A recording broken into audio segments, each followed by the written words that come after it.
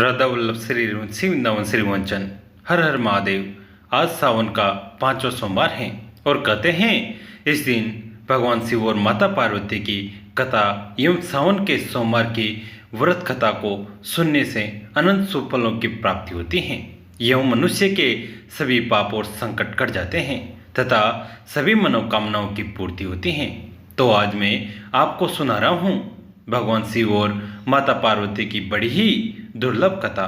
तो इस कथा को पूरी श्रद्धा और प्रसन्नचित मन से पूरा अवश्य सुनिएगा। आद्योदरी कथा को सुनने से पूर्ण फल की प्राप्ति नहीं होती है।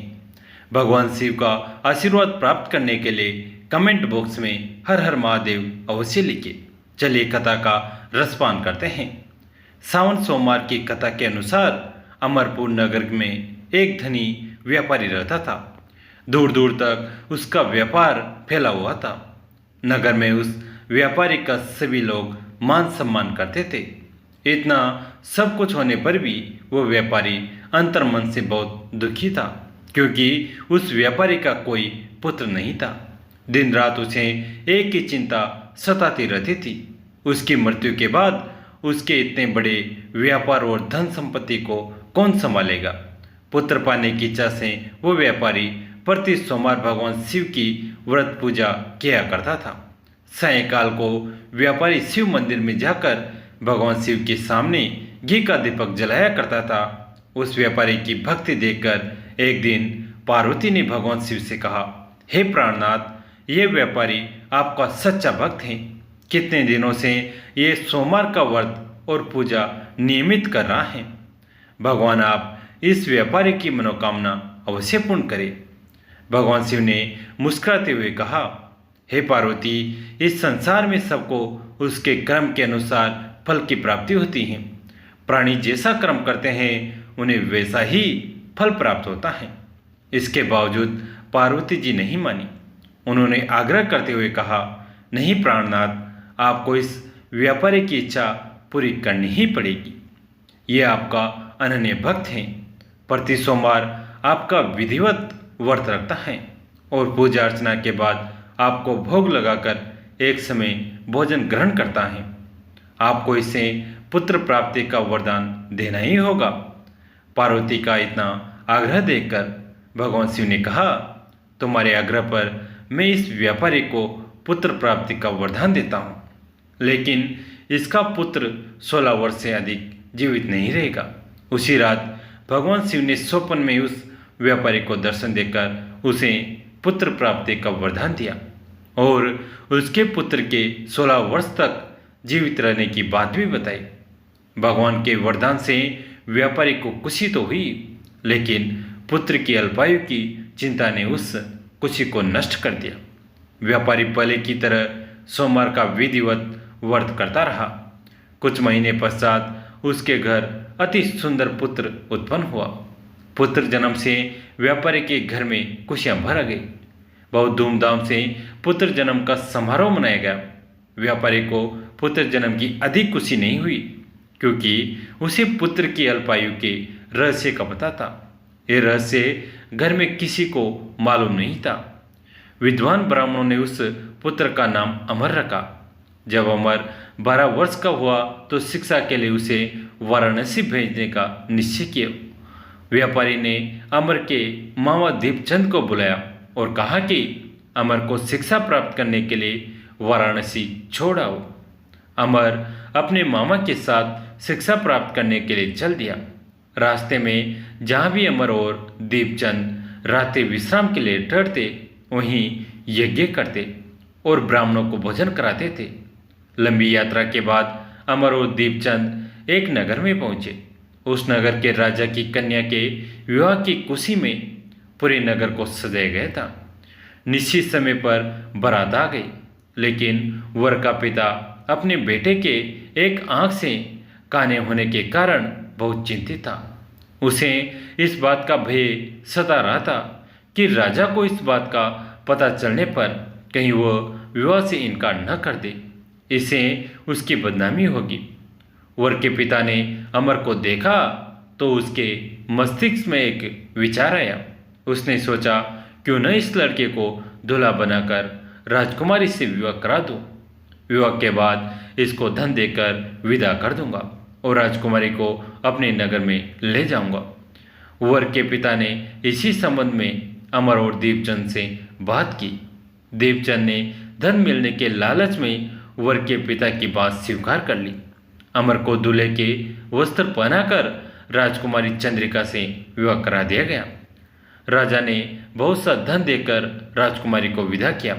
अमर जब लौट रहा था तो सच नहीं छिपा सका और उसने राजकुमारी की ओढ़नी पर लिख दिया, राजकुमारी चंद्रिका, तुम्हारा विवाह तो मेरे साथ हुआ था। मैं तो वाराणसी में शिक्षा प्राप्त करने जा रहा हूँ। अब तुम्हें जिस नवयुवक की पत्नी बनना पड़ेगा वह कान्हा है। जब राजकुमारी ने अपनी ओढ़नी पर लिखा हुआ पढ़ा तो उसने कान्हे लड़के के साथ जाने से इनकार कर दिया। राजा ने सब बातें जानकर राजकुमारी को महल में रख लिया। उधर अमर अपने मामा दीपचंद के साथ वाराणसी पहुंच गया। अमर ने गुरुकुल में पढ़ना शुरू कर दिया। जब अमर की आयु 16 वर्ष पूरी हुई तो उसने एक यज्ञ किया। यज्ञ की समाप्ति पर ब्राह्मणों को भोजन कराया और खूब अन्न वस्त्र दान किए। रात को अमर अपने शयन कक्ष में सो गया। शिव के वरदान के अनुसार शयन अवस्था में ही अमर के प्राण पखेरु उड़ गए। सूर्योदय पर मामा अमर को मृत देखकर रोटनी पीटने लगा। आसपास के लोग भी एकत्र होकर दुख प्रकट करने लगे। मामा के रोने विलाप करने के स्वर समीप से गुजरते हुए भगवान शिव और माता पार्वती ने भी सुने। पार्वती जी ने भगवान से कहा, प्राणनाथ, मुझसे इसके रोने के स्वर सहन नहीं हो रहे, आप इस व्यक्ति के कष्ट अवश्य दूर करें। भगवान शिव ने पार्वती जी के साथ अदृश्य रूप में समीप जाकर अमर को देखा तो पार्वती जी से बोले, पार्वती, ये तो उसी व्यापारी का पुत्र है। मैंने इसे 16 वर्ष की आयु का वरदान दिया था, इसकी आयु तो पूरी हो गई। पार्वती जी ने फिर भगवान शिव से निवेदन किया, हे प्राणनाथ, आप इस लड़के को जीवित करें, नहीं तो इसके माता पिता पुत्र की मृत्यु के कारण रो रो कर अपने प्राणों का त्याग कर देंगे।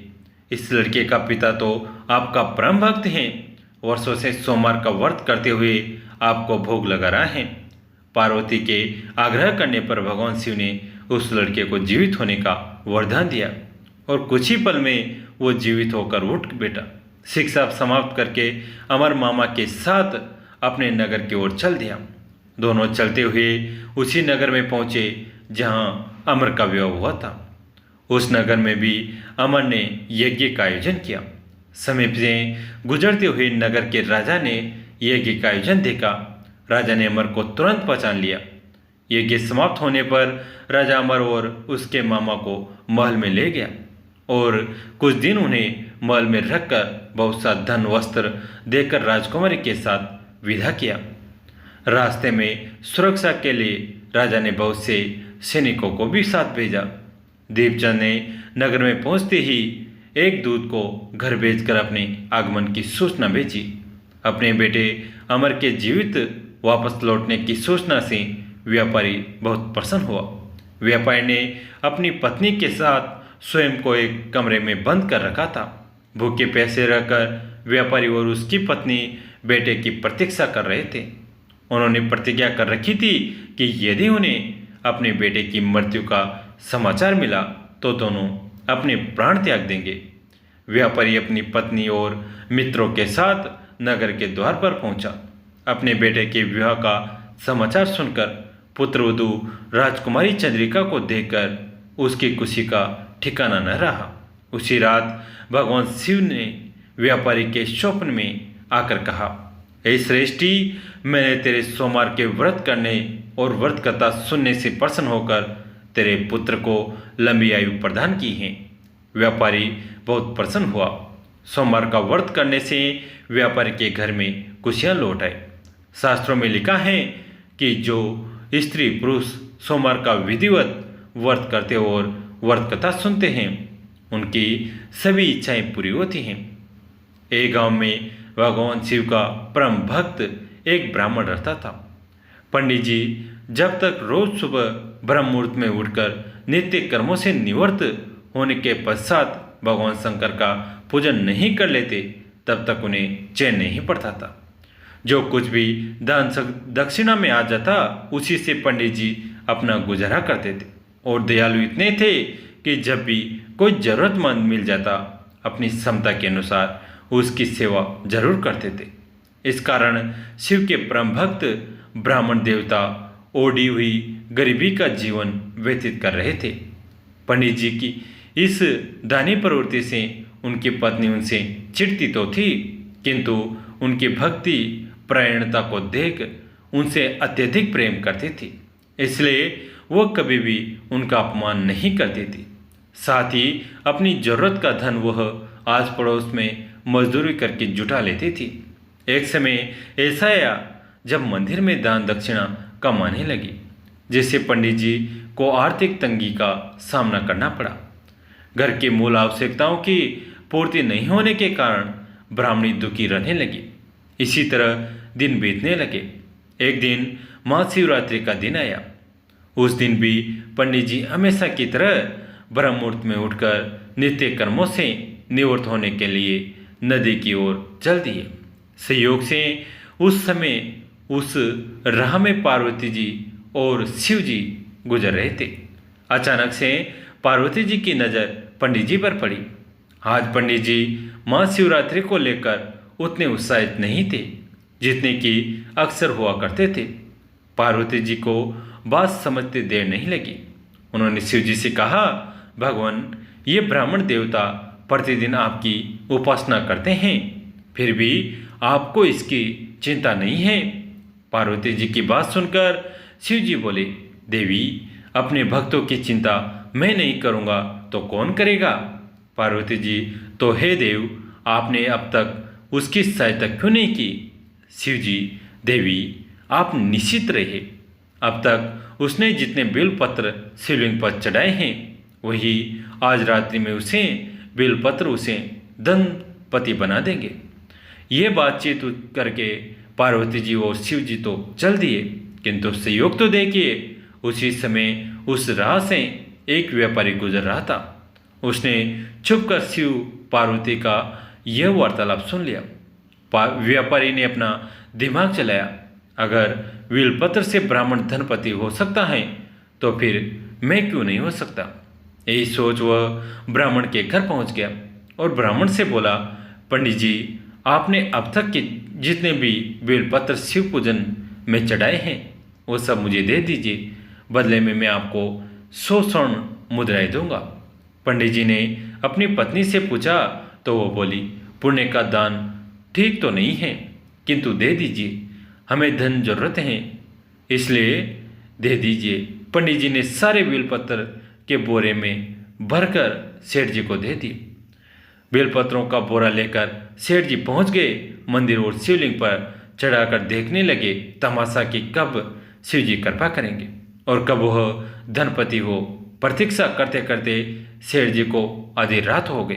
सेठ जी चमत्कार देखने के लिए बहुत उतावले हो रहे थे। आखिर तीसरा पहर गुजरने के बाद सेठ जी के सब्र का बांध टूट ही गया और क्रोध में आकर सेठ जी शिवलिंग को झकझोरने लगे। अब हुआ चमत्कार, सेठ जी के हाथ शिवलिंग से ही चिपके रह गए। उन्होंने बहुत प्रयास किया किंतु हाथ हिले तक नहीं। थक हार कर सेठ जी शिव जी से क्षमा याचना करने लगे तो शिव जी बोले, लोभी सेठ, जिस ब्राह्मण से तूने ये बेलपत्र खरीदे हैं उसे 1000 स्वर्ण मुद्राएं दे, तब जाकर तेरे हाथ खुलेंगे। प्रातःकाल जब पंडित जी पूजन के लिए आए तो देखा कि सेठ जी शिवलिंग पर हाथ चिपका कर रो रहा है। उन्होंने पूछा तो सेठ बोला, पंडित जी, शीघ्रता से मेरे बेटे को 1000 स्वर्ण मुद्राएं लेकर मंदिर आने को कहिए। पंडित जी ने सेठ के बेटे को बुलाया और सेठ ने वो स्वर्ण मुद्राएं ब्राह्मण को दिलवा दी और सेठ मुक्त हो गया। अब पार्वती जी शिव जी से पूछती हैं, हे नाथ, आपने अब तक अपने भक्त को कोई धन नहीं दिया। शिव जी बोले, देवी, मेरे पास कहाँ धन है जो दूंगा, किंतु मेरा भक्त अब गरीब नहीं है। देखिए, एक गांव में संजीव अपने पिता भानु प्रताप के साथ रहता था। संजीव के पिता बहुत धनवान थे, लेकिन संजीव बहुत सीधा साधा था। उसे पैसों का लालच नहीं था। भानु प्रताप चाहते थे कि उनका बेटा उनका व्यापार संभाले, लेकिन संजीव भगवान भोलेनाथ का भक्त था। वह उनकी सेवा में लगा रहता था। एक दिन भानु प्रताप ने संजीव से कहा, बेटा मैं चाहता हूँ तू मेरा व्यापार संभाल ले, तो मैं तेरा विवाह कर दूँ। यह सुनकर संजीव ने कहा, पिताजी मैं भगवान की भक्ति करना चाहता हूँ, इसलिए न तो मैं आपका व्यापार संभालना चाहता हूँ न विवाह करना चाहता हूँ। यह सुनकर भानु प्रताप सोच में डूब गए। अगले दिन भानु प्रताप ने यह बात अपने एक मित्र घनश्याम को बताई। तब उसने भानु प्रताप से कहा, तुम अपने बेटे का विवाह किसी होशियार पढ़ी लिखी कन्या से कर दो। वो तुम्हारे व्यापार और बेटे दोनों को संभाल लेगी। कुछ दिन बाद भानु प्रताप ने एक सुयोग्य कन्या देखकर संजीव का विवाह कर दिया। कविता एक पढ़ी लिखी समझदार लड़की थी। उसने घर में आते ही पूरे घर को संभाल लिया। एक दिन संजीव मंदिर जाने के लिए तैयार हो रहा था। तभी कविता ने कहा, आप हर दिन मंदिर जाते हैं, इससे अच्छा है मंदिर शाम को जाया कीजिए। सुबह मेरे साथ चलिए, दुकान खोलिए, व्यापार पर ध्यान दीजिए। ये सुनकर संजीव को बहुत गुस्सा आया, लेकिन वो बिना कुछ कहे मंदिर चला गया और भगवान भोलेनाथ के सामने बैठकर प्रार्थना करने लगा। उसने कहा, बाबा मेरे पिताजी ने बिना मेरी मर्जी के विवाह के चक्कर में फंसा दिया। अब तो मेरे लिए आपकी पूजा करना भी मुश्किल हो रहा है।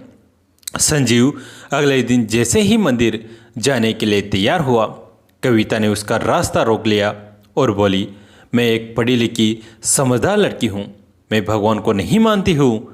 आजकल तो पैसा ही भगवान है। अपने भोलेनाथ को छोड़कर मेरे साथ दुकान पर चलिए। मैं आज आपको मंदिर नहीं जाने दूंगी। अगर जाना ही है तो शाम को चले जाइएगा।